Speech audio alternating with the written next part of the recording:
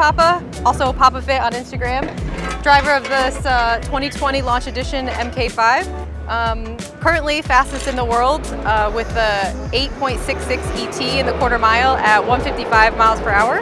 I've also had a previous world record, I guess, at 157 miles per hour. So I'm fairly certain I'm the quickest and the fastest in the world right now. Hopefully that'll change. Being here at Texas 2K, there's a lot of big heavy hitter Supras here. My boyfriend Mikey Tuned, Mikey Body, is the tuner of the car, and it's just like a nice project we have together, like a couple race car project. Right after we got it, I traded my BRZ in for it actually, August 2 years ago. So we went to the track day one day and he was super frustrated, right? He was tuning the car, and he's making maps, and he was not getting the results he wanted, and he wanted to redo the map. So I was like, can I just take it for a pass? He got all mad. He's like, why? It's a waste of time. And I was like, come on, I've never taken the car down a drag strip. It's an experience, let me just go for it. I went way faster than he did.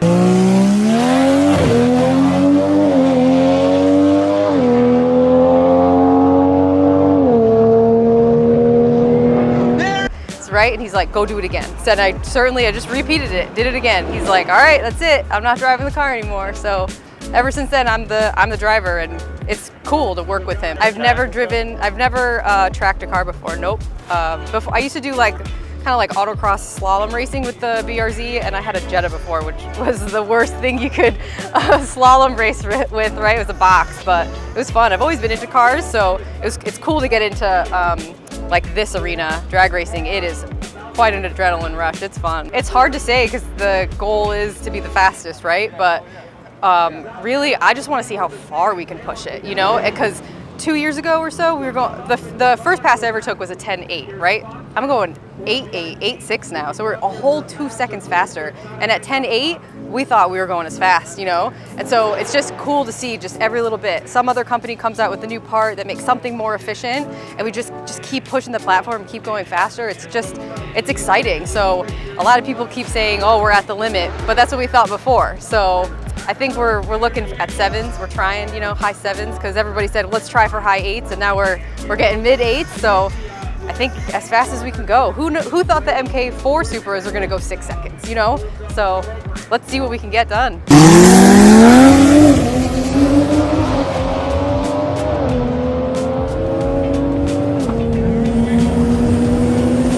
So we have a Precision Turbo 6870, and it's put on with the ETS turbo kit. We also have an AMS manifold that I believe has direct port injection as part of it. So yeah, those are the three big things that we've done recently that really have pushed the car into you know, the next stage of where we're going. The Venturi headlight duct really is an awesome mod too, because it just allows the air to go right into the turbo. It doesn't have to figure out another way. So, and it looks awesome. Like it looks mean. We have two nitrous bottles, two direct lines. They're independent. So one is on only at the launch, so only at the starting line, like within a certain RPM. To help the turbo spool faster, because it's such a huge turbo, it takes so long to like get it going. And then as soon as I'm off the line, the other bottle kicks in and it gives me like a little baby shot just down the track to help me cool off everything and get me moving.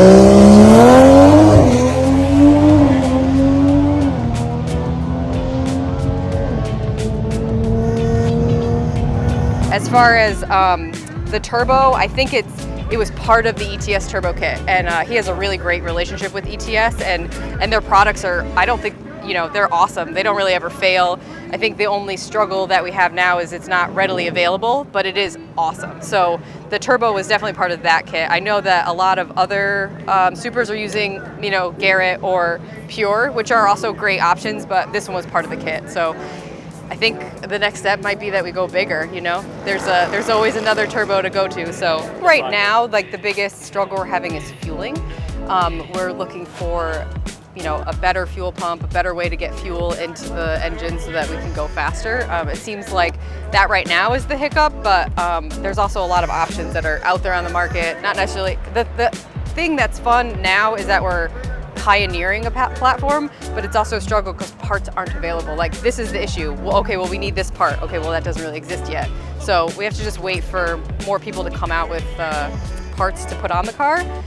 Other than that, there's not really a struggle, you know? It's just a fun project to see how far you can keep going. And we've gotten so far in such a short period of time that it's hard to struggle. It's hard to not be able to reflect on how fast we've gotten to where we are. I think the keyboard warriors are just haters because they're not necessarily behind the wheel, right? I've never seen any, like the jokes about, oh, it's not really a Supra, it's a BMW. Well, okay, but it's still awesome. So I don't know that if it didn't have the engine it has, we would be able to be pushing the platform the way that we are. So I don't know.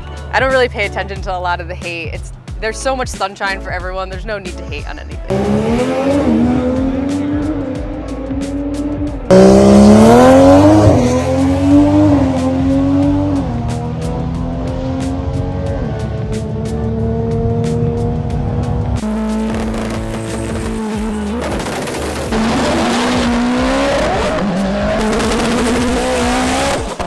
Hello, my name is Mark Remick. I'm the owner of Fastech Motorsports. I'm the driver of this 2013 Subaru WRX. Just performed a personal best of 8.9 at 157 through the quarter here at TX2K 21.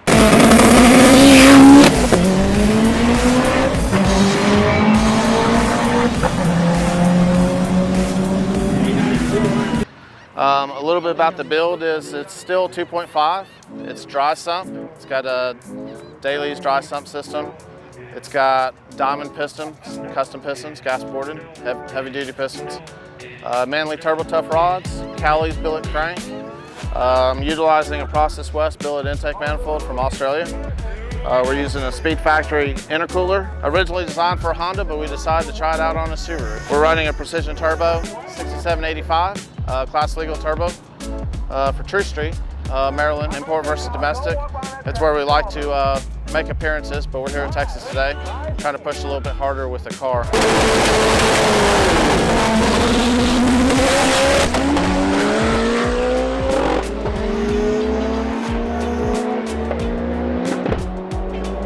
The goals for the car, where the car came from, a little bit about us as a company. We specialize in Subarus. We've been in business since 2004. We had a 2002 Subaru that we started the business with, racing. We had an unfortunate accident 3 years ago at Maryland. The chassis was destroyed, and we decided to buy a newer chassis, this 2013 WRX. We transferred as much over from that car as we could to this one. Engine setup, gearbox setup, rear end setup, everything that was cross-platform switchable, we went ahead and did. And the things that wouldn't swap over, we went ahead and made new. We ran that car for a while. We actually brought that car, first appearance was here at TX2K 3 years ago. We transferred everything over, built a complete car in 30 days. And the goal was to run a 9-second pass on a 30-day build, which we completed that build in 30 days. We ran a 9.6. So then over the course of the last 3 years, we kind of continued and pushed. We added Motec ECU. The Motec has been a game changer for this vehicle. It's really pushed the car further into the 8-second zone. And then today we got it to actually go into the 8s. For the future, we actually have a new turbo from Precision Turbo we're going to be putting on it. We're debating, we're going to have a team meeting tonight and see if we want to put that on tonight and see if we can push further tomorrow. We've got a new set of injector dynamics, 2600 XTS injectors that'll go along with that turbo. It'll be a complete package to push it into the deeper 8 zone. That's pretty much it. We got eliminations tomorrow. We're sitting pretty good.